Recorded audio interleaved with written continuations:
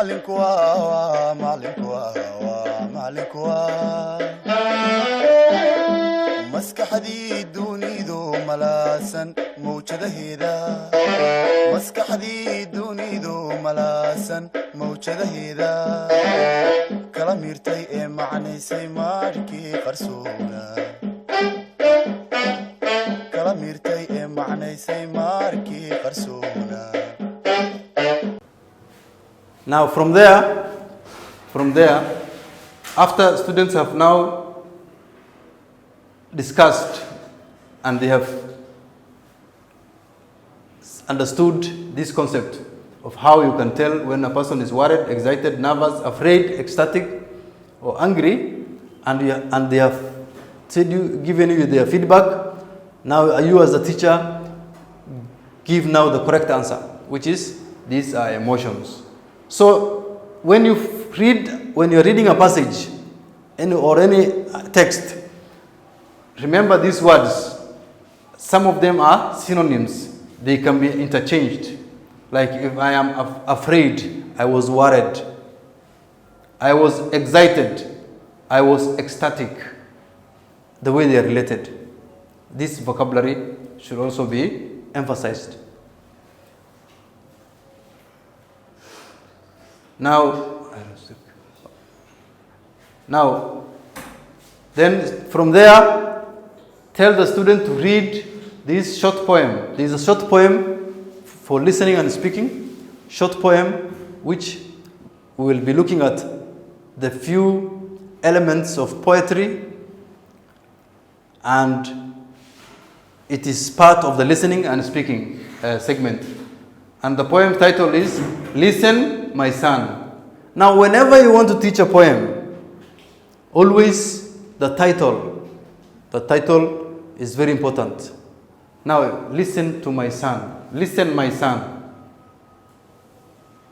Already, if you ask the students, what could be the theme or the main idea of this poem? This could be advice. A father or a mother advising her child. You see? Theme. Then the poem continues. Listen, my son, my mother told me, when another speaks, never look away or disrupt. Don't you erupt. Listen, my son, my mother told me, a nod or a smile cost you nothing. I tell you, my son, let your face glow like the sun. Don't frown, my dear, for a jeer in your rear drives your friends away. Listen, my son, my father told me. Take turn and give others way, lest you drive them away and get not your way. Now, this poem is related to what we have discussed, body language. Although we are going to, in a very brief manner, talk about poetic terms. You can see this poem, it has used the aspects of poetry like rhyme. There are words which are rhyming, like rear, jeer, rear, away. And then there is repetition. My father told me, my mother told me, listen, my son, listen, my son. Okay? Lest you drive them away, away, away. Rhyming words. Jeer, rear. These words are rhyming. Lest you drive them away, again. And get not your way. Away, way. Again, rhyming. The theme, it's very simple and clear. It's an advice that when you are addressing your elders or even the young ones, give them time. Wait for them to make their response. When you ask, wait for them to reply. When you are asked, don't talk before you are given the time to do so. Don't frown, like don't frown your face. You will drive away your friends. Because, you know, if you present yourself, you see in the society today, there is social conflict. One of the things that brings conflict is misunderstanding. Some of misunderstanding. Everybody wants to be respected. But respect is not demanded. Respect is earned. How do you earn respect? Respect others as they want you, as you want them to respect you. If you present yourself like a thorn or a live wire and you want someone to embrace you, it's not realistic. First of all, be simple, be humble, and earn the respect. The theme is very clear.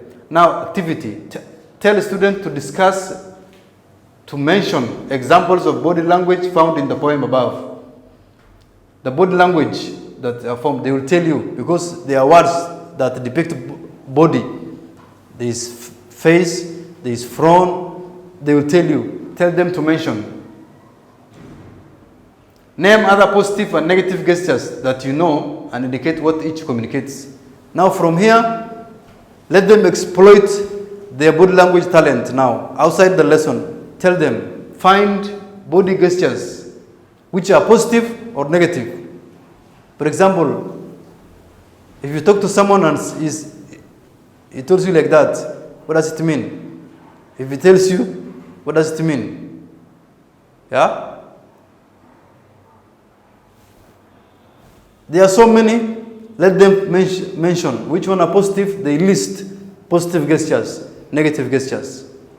Give them as an activity. How often do you see this body language in your area? How often do you see? They will tell you, where do you see? Yeah? Where do you see the positive gestures and where do you see the negative gestures? Who are the people who use positive body language and who are the people who use negative body language? Are they the illiterate or the literate? Are they the professionals or non-professionals? Yeah? And so on. Demonstrate some of the gestures that are common in your area. Ask students to come in front of the class and demonstrate. Come here. You have mentioned, yes. Come and demonstrate. Show me by demonstration. Let the student demonstrate. Because this should be practical. It's not memorizing. The student must practice whatever they learn. Okay? Let them demonstrate. So here, the assessment will be written response. 1, they mention the body gestures found in the poem, they list, they sort the negative and positive body languages used in the area. Number 3, how often they see this body language in your area. And then they write it down and they demonstrate it and present it. So the assessment will be written response. So from here, for this listening and speaking segment, for now, I will stop here. Next lesson will be on reading comprehension of the same unit. So for those few remarks, I wish you the best. I hope you have at least understood and got something from what I was explaining. Thank you very much. Good afternoon, teachers. We are now again back, and the topic, the same unit, and the topic is reading comprehension. Reading comprehension. And our objective will be very simple. Answer comprehension questions. After the reading, the student will be presented with a text. They will read and then answer comprehension questions. These comprehension questions, they will answer orally. Some of the questions will be answered orally. By show of hand, you can pick 3 questions from the reading passage question, comprehension questions, after they have read, and then you ask, now, question number 1, what do you think? The student answers orally, the first 3 questions. Tell learners to orally answer the first 3 comprehension questions after reading the passage, after they have read the passage silently. Now, silent reading, when students are reading silently, and you expect them to achieve this objective and more other objectives like the vocabulary and the grammar, which will be coming from the reading comprehension, in the list silent reading, there are silent reading skills tips, these do's and don'ts that you must instruct and advise your student to follow. For example, in silent reading, there are poor reading and good reading. Now, student is reading silent. Number 1, there should be no verbalizing of words. A student is reading silently. You will see every student has a book and they are reading the passage. Another student is verbalizing. You know, he's pronouncing some words. That's wrong. Let him read silently. Yeah? Use your conscience, use your mouth, use your ears, use your eyes, but not your tongue, not your lips. Don't verbalize.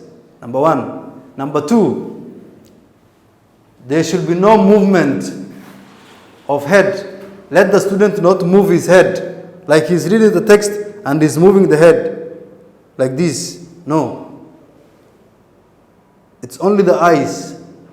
No movement of head.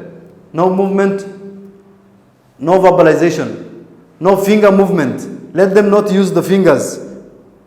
You will see some students when they read, they want to point every word.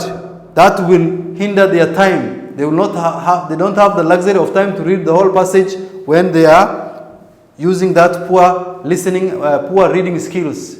Let them not use the fingers, only the eyes. Silent reading. Okay?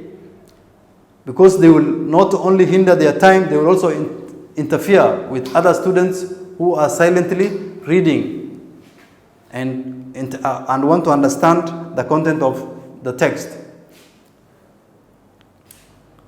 Tell learners to answer the first 3 comprehension questions after reading the passage. Now, when they have read and they are finished, pick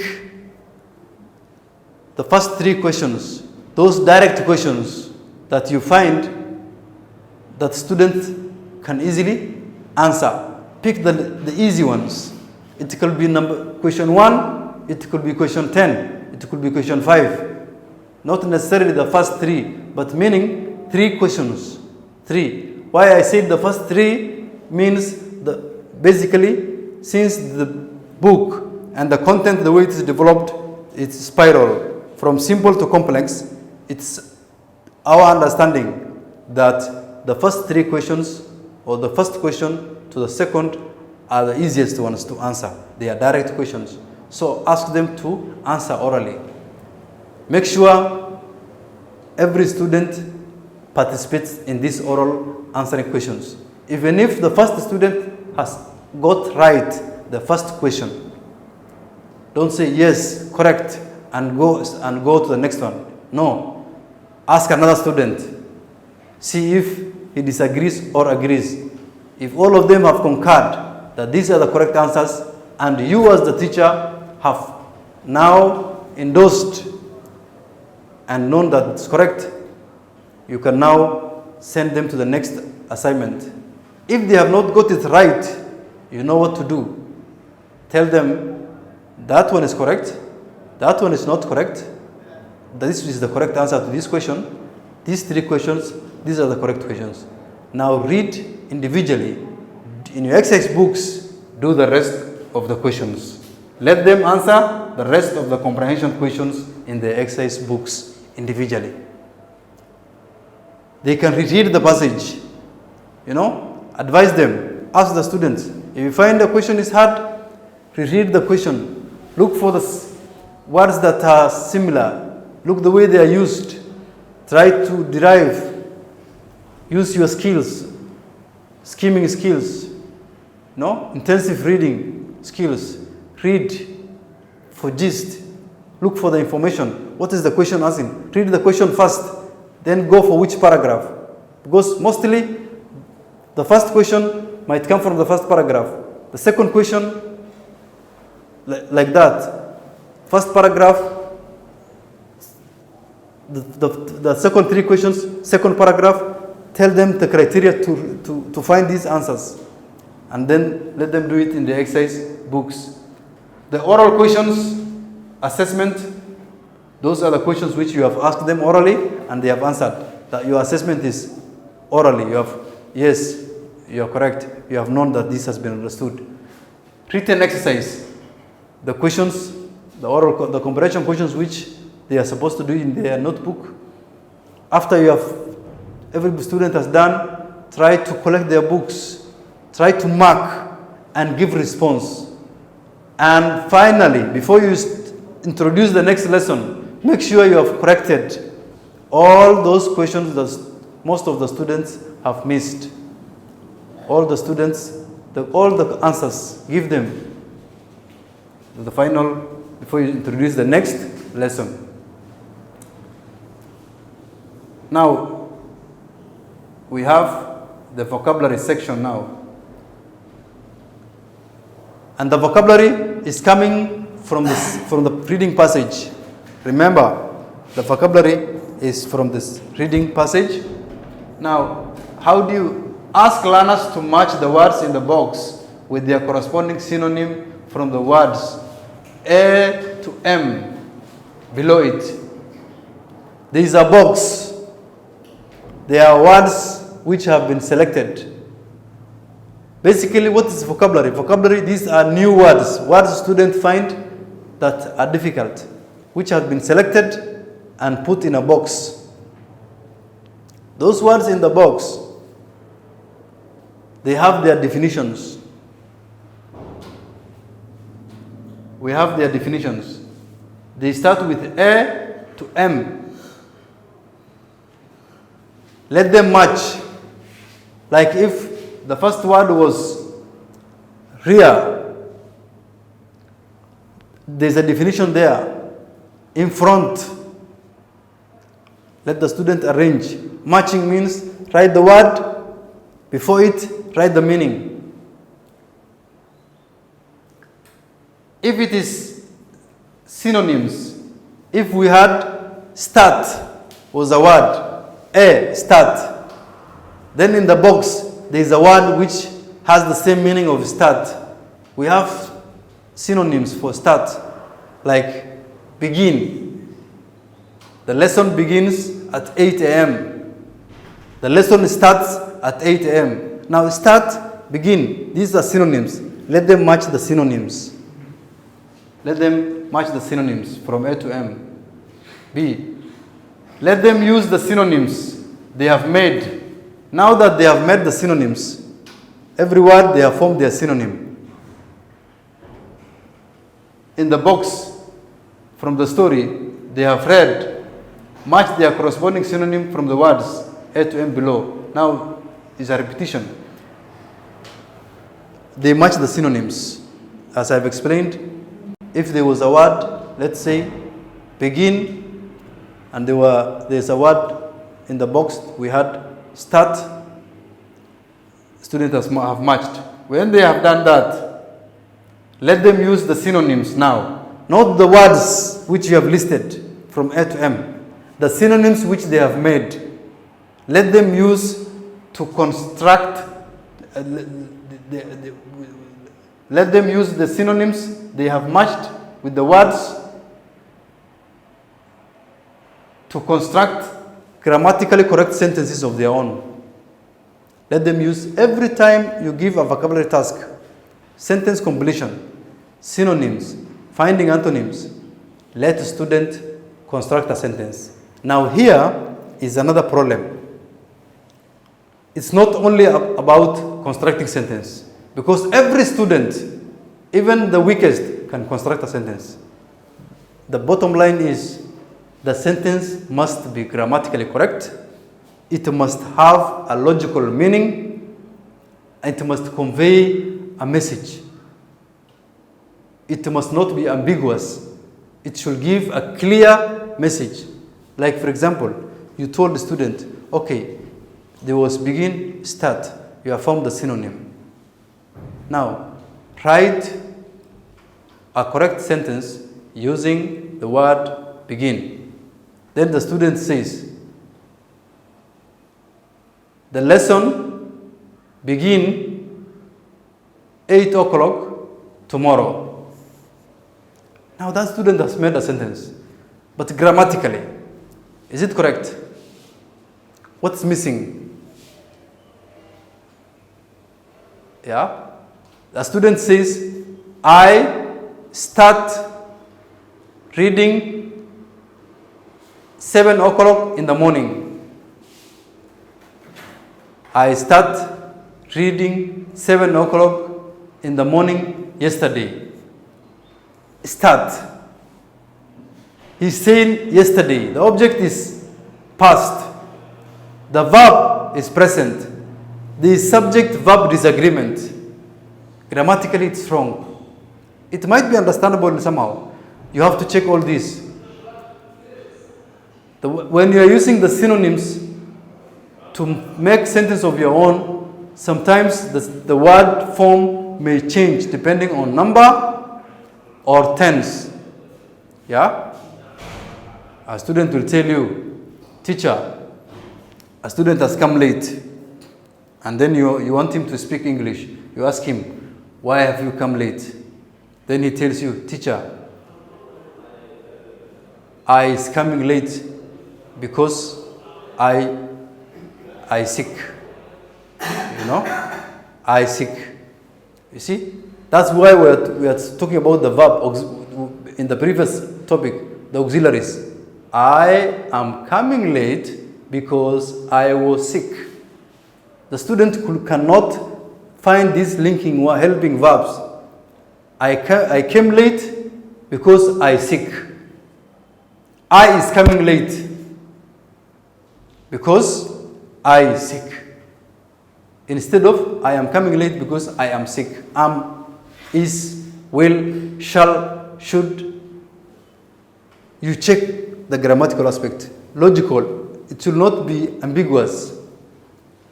Yeah? If the sentence was question, yeah?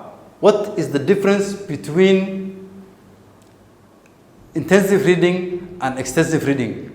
If a student was forming a sentence, you know, a sentence cannot only be a statement. We can have question sentence. A student can form a grammatically correct sentence using question. Yeah? When do our English lesson start?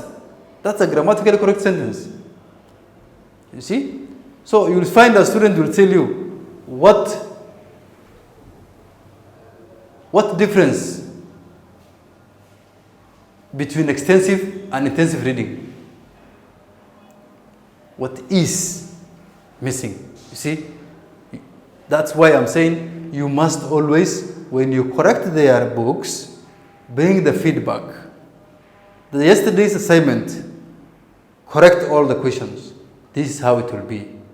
And the student will continue using, and this is student center, and he will continue applying what he has learned, and in the long run, you will find that the student level will continuously and gradually improve. We are not saying you will make all Somali students to be speaking English fluently all of a sudden. No. But what we are saying is, with the right criteria, the correct methodologies, the accountability, the follow-up of the student, the giving them response, making corrections, this is going to make this objective achieved, and we will going to see the fruits of our labor.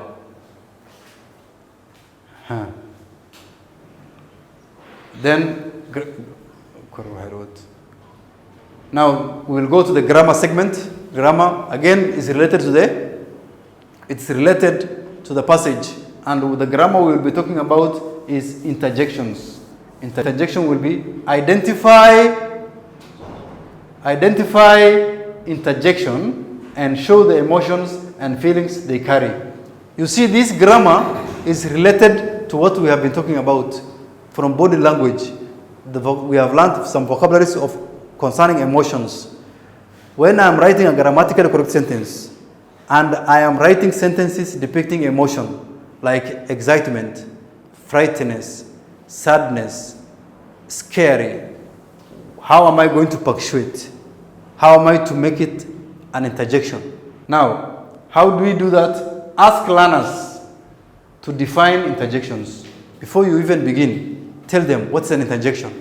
Because this is still the parts of speech. The 9 parts of speech which we talked about, they have studied in primary, they know what interjection is. They will give you responses. You will give your final answer after you have got the response. Let them discuss. Then they can make this reference and read. Interjections may express feelings such as surprise, urgency, joy, relief, or pain. Now you see, these words are very close to the words we talked about. We talked about angry, we talked about anger, we talked about words which depict emotions. Now surprise, urgency, joy, relief, or pain. Words which express these feelings.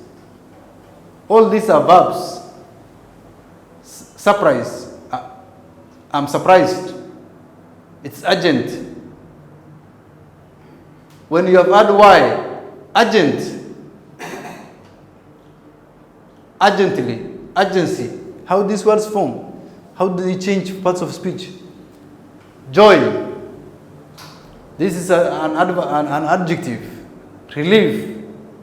I feel relieved. Verb.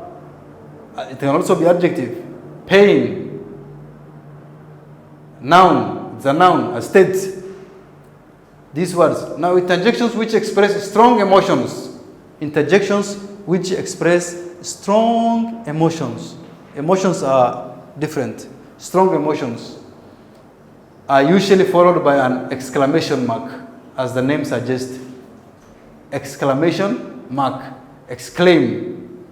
Exclamation mark. Interjections expressing mild emotions. So we have 2 types of interjections, expression of interjections. Those that express strong emotions and those that express mild emotions. Already this student has a vocabulary. So strong and mild are 2 opposite words. How often can I use these words? If you are sick and you are in class writing your notes and you have a headache, that's mild, it's not serious. When it becomes strong, you will be in the hospital.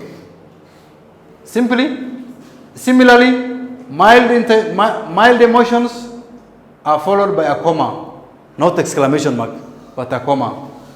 This will help when they are writing the essays. When they are writing the essays, if a student was using interjections,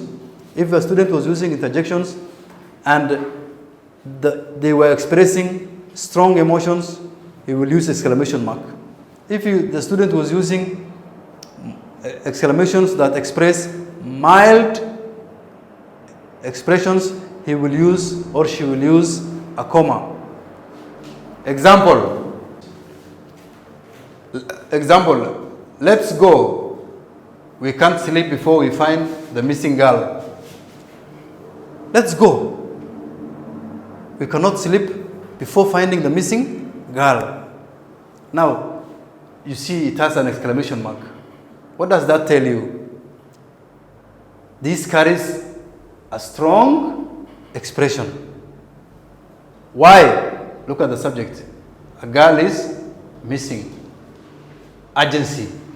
And we have said those expressing mild expressions such as surprise, urgency, afraid, they have followed by an exclamation mark. Let's go. We can't sleep before we find the missing girl. This is an exclamation mark expressing very strong emotion of urgency. Yeah? B, few. Few.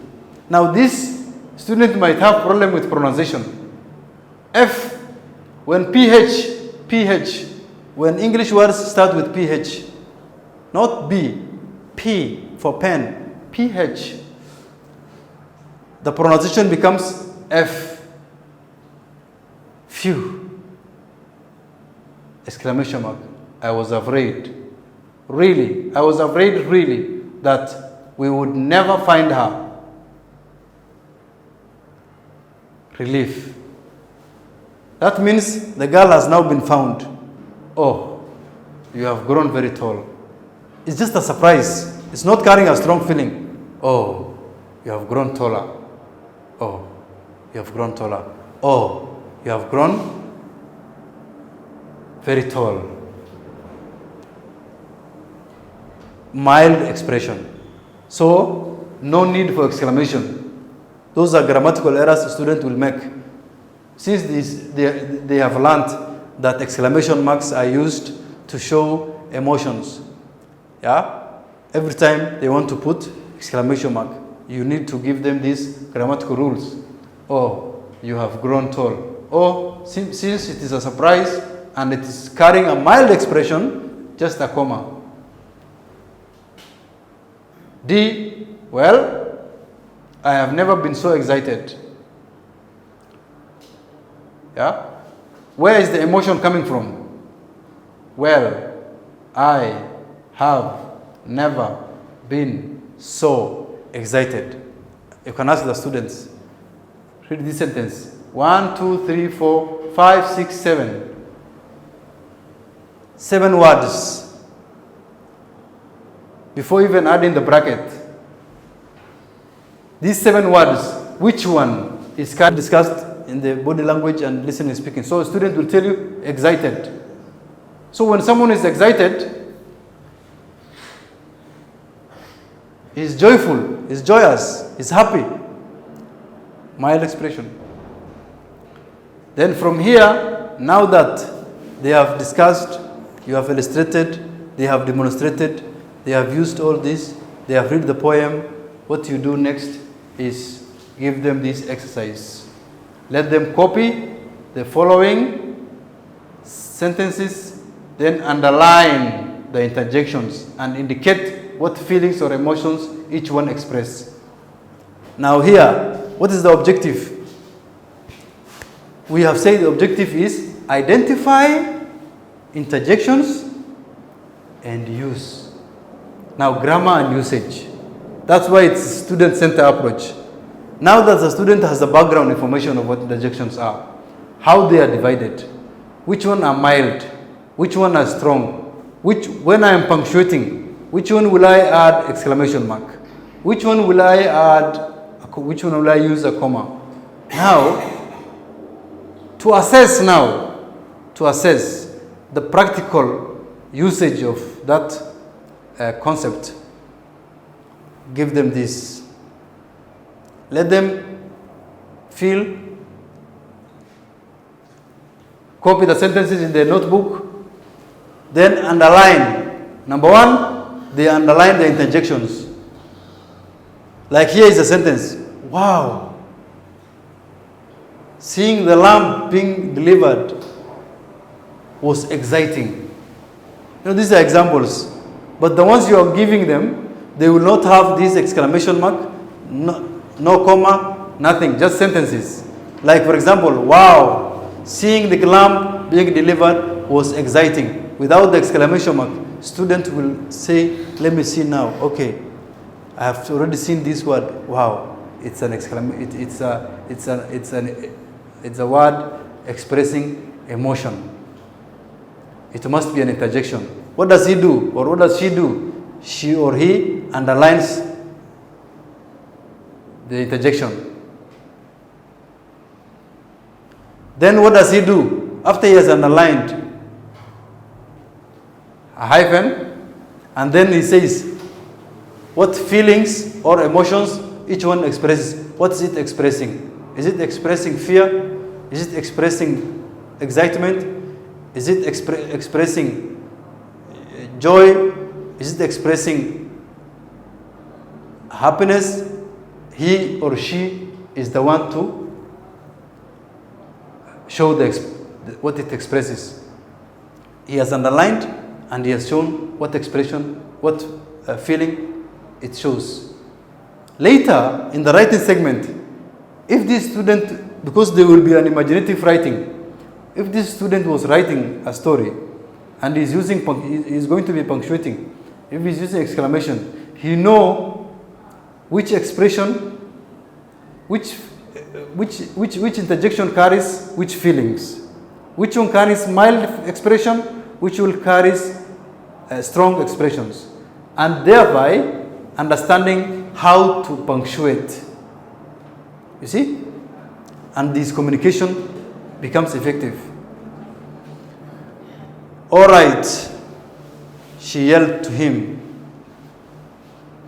Now how do you, all right, she yelled to him. What expression?